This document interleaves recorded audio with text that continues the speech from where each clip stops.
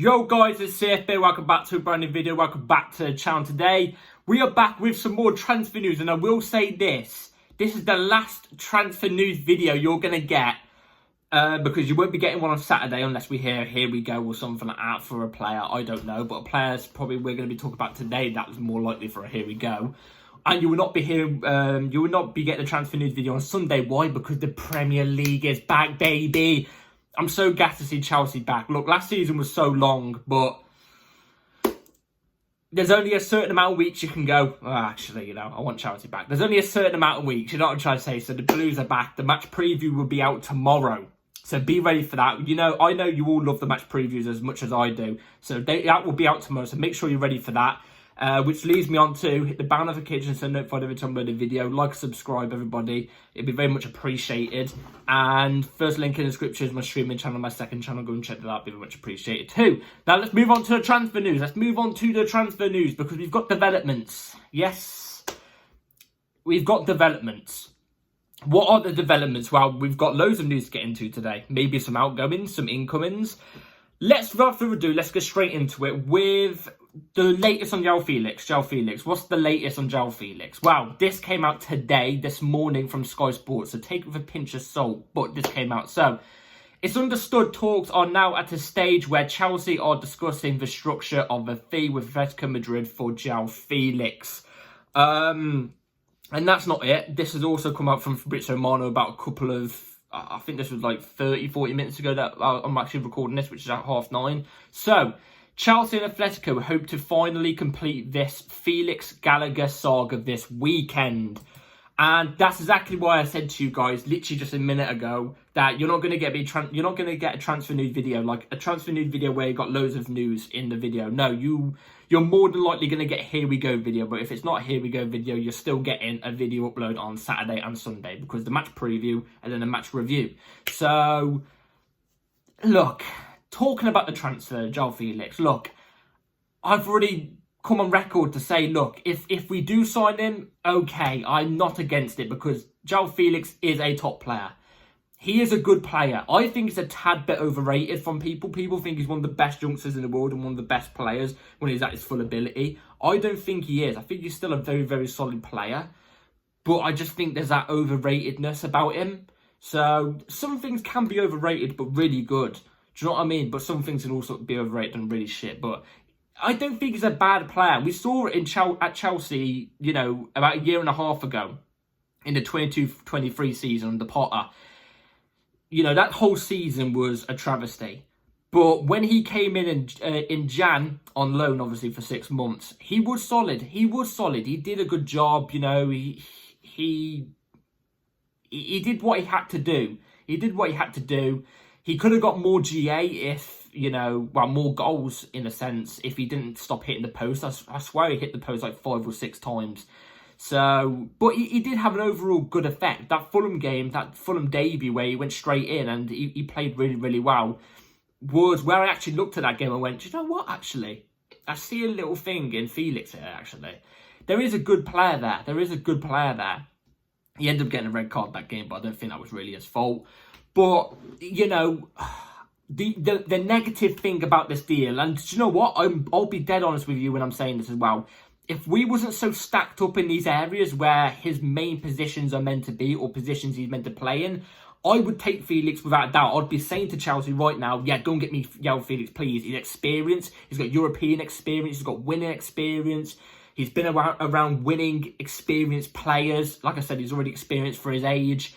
You know, and he is a top player. Despite if I think he's overrated or not, he is still a good player. Very good player. Who elevates our team much more. And that's what I want in Chelsea's signings. But I just think we're too stacked in that area, especially the 10 position, which is the advanced state in the Maresca formation that we play in. We're stacked in that area. We've got Nkunku and Dewsbury Hall. Now, people are going to probably say right now, oh, you take Dewsbury Hall over Felix. No, obviously I'm taking Felix over Dewsbury Hall, but we've only just signed Dewsbury Hall. What would be the point of the Dewsbury Hall signing then? Do you know what I'm trying to say? What would be the point? So, you know, then you move on to left wing. We're not going to ship off Mudryk and Sterling in the same season, in the same year, especially with 2 weeks left to go of the window. You know, we're just not going to do that. So that's unlikely.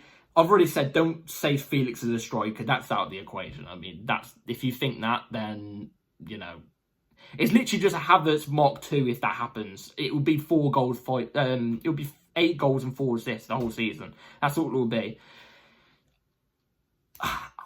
If we get him, okay, but I want to see what we do with the squad first. Because that only means we've got to get rid of another player.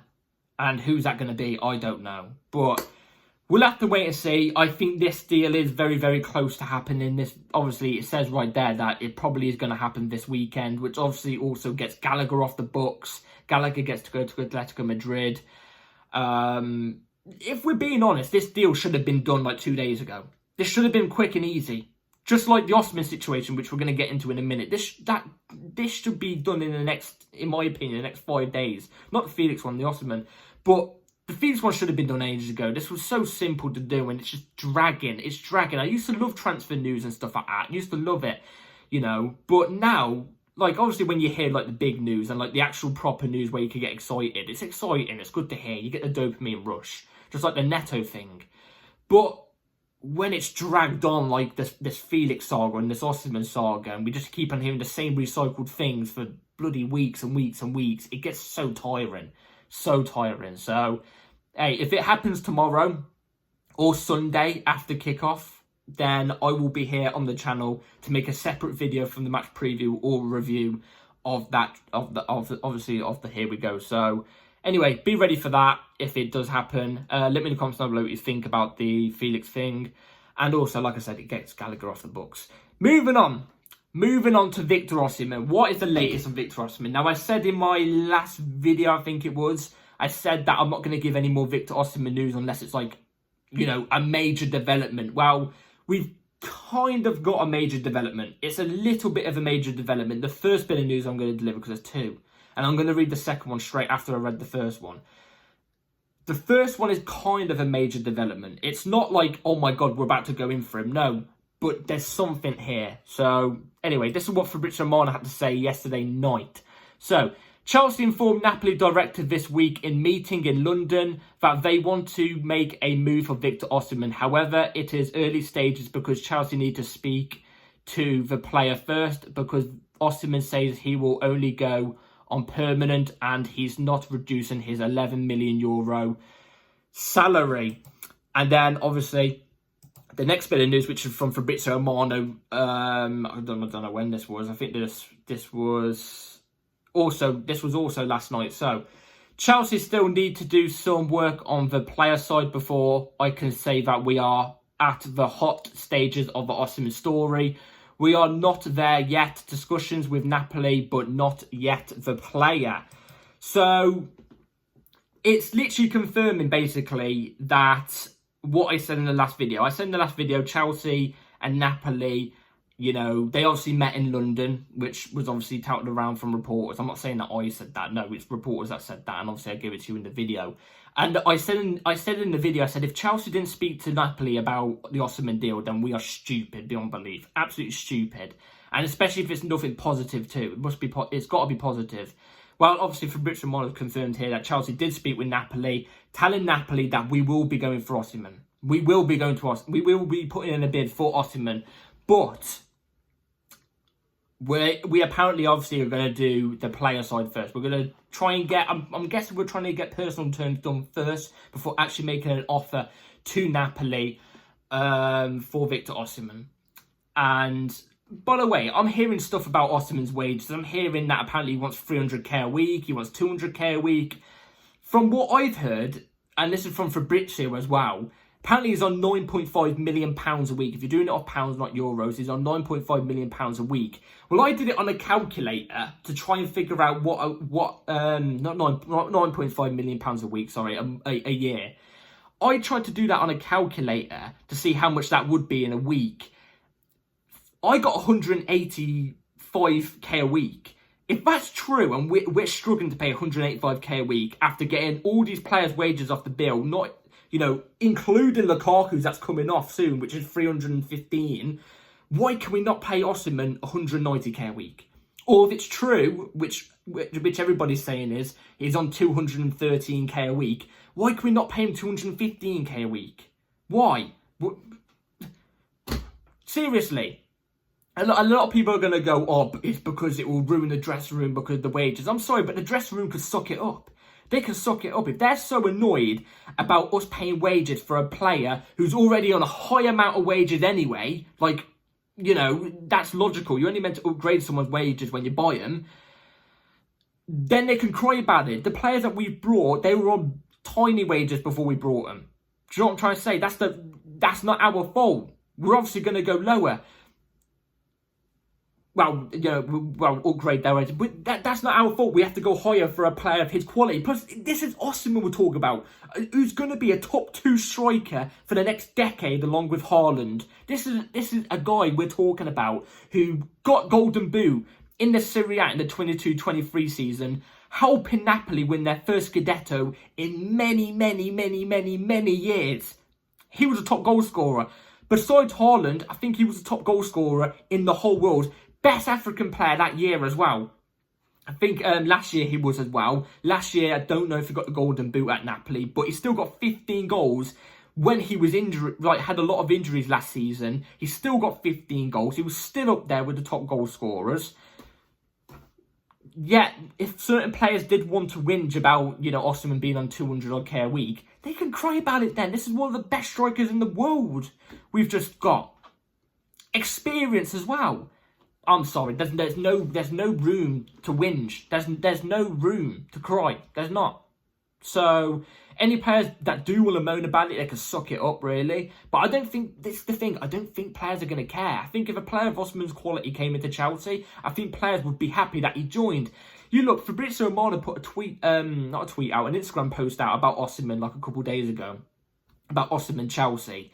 And guess who liked the post? Nicholas Jackson, the striker who's going to be competing with Osimhen. He's there all for the deal as well. They're not going to care about the wages. Honestly, it's so stupid. The fact some people think the fact that they think they're gonna be annoyed about the wages that Osimhen's on. It's stupid. I don't know. If he was on 400 odd K a week, then obviously I could understand, or even 300 odd K a week, I could understand, in a sense. But he's not. So what's the fuss about? I don't understand. We're gonna go for a top striker. I think this deal, if it's going to happen, I think will be to the final days of the window. And we've heard from Fabrizio Romano today. I didn't want to put the tweet up because it's not a major development. But Fabrizio said basically, if this deal is going to happen, it's going to be towards the final days of the window. And Chelsea will be putting an offer. Well, hopefully Chelsea will be putting an offer. But if this deal is going to happen, it will be towards the final days of the window.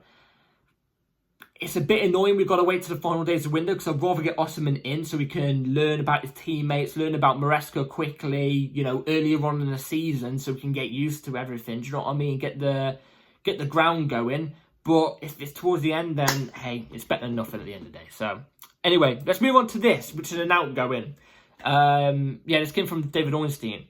Exclusive, Southampton in advanced talks to sign Leslie Ugochukwu on 1-year loan from Chelsea. No buy option, multiple inquiries, but not for sale. 20-year-old midfielder, big part of Chelsea's long-term plans.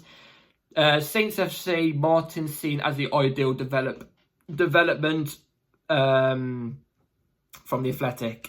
So, Ugochukwu. Now, I've got mixed feelings about Ugochukwu because, admittedly, before pre-season, I know you don't read too much into pre-season. But you can't lie, Ugochukwu had a really good pre-season. I thought he was solid every time he came on the pitch. He made a big difference on the pitch, which is fair play to him.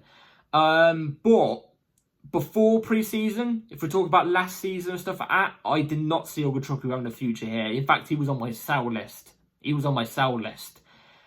But, you know, as a backup to a Romeo Lavia, because Ugochukwu's natural position is a DM, as a backup to Romeo Lavia, I could see him being a big player for us.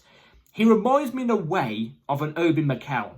Like, if he had good development on loan and he gets good minutes, if he comes back to Chelsea, I can see him being a player that when we're like 1-0 up in a game or 2-0 up in a game in like the 75th minute or the 78th minute, we chuck him on and he just shuts the game down. Like, he just blocks off any passes, you know, interceptions flying everywhere. Obviously, everything you expect from a DM.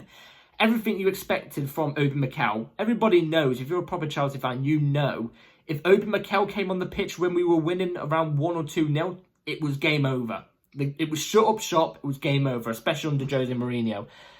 Ogachukwu kind of strikes me as that type of quality player, like, in terms of, I think he'd do that role really, really well. But we'll have to see. I hope he goes on loan to Southampton, because I think a Premier League loan would be good for him as well. So we'll have to wait and see if that happens. It probably will happen. I'm expecting that to happen very, very soon. We need to get some outgoings going, because we've still got to get rid of like 18 players in the space of a week, well, 2 weeks. So anyway, last bit of news. Conference League. Who are we playing in the Conference League? Who won between Savetti and... I don't know what the other team was. You probably guessed it because I've just said the name.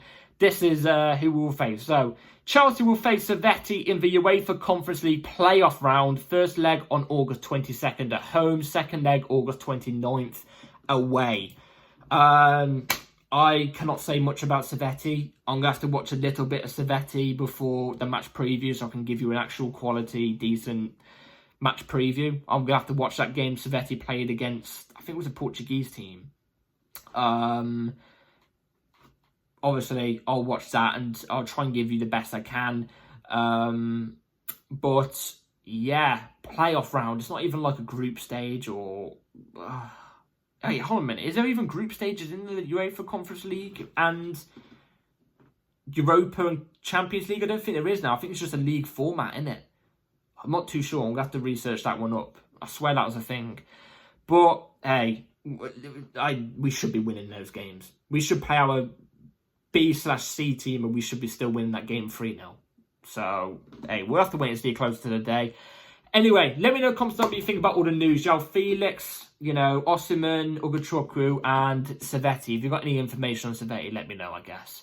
But, yeah, take care, everybody. Like, subscribe. Be ready for tomorrow, because the match preview for the first Premier League game back for us is coming out. So be ready for that. Yeah, hit the bell notification so if I don't tell a video, because videos come anytime. And, yeah, take care. Have a good rest of your day and night. Peace.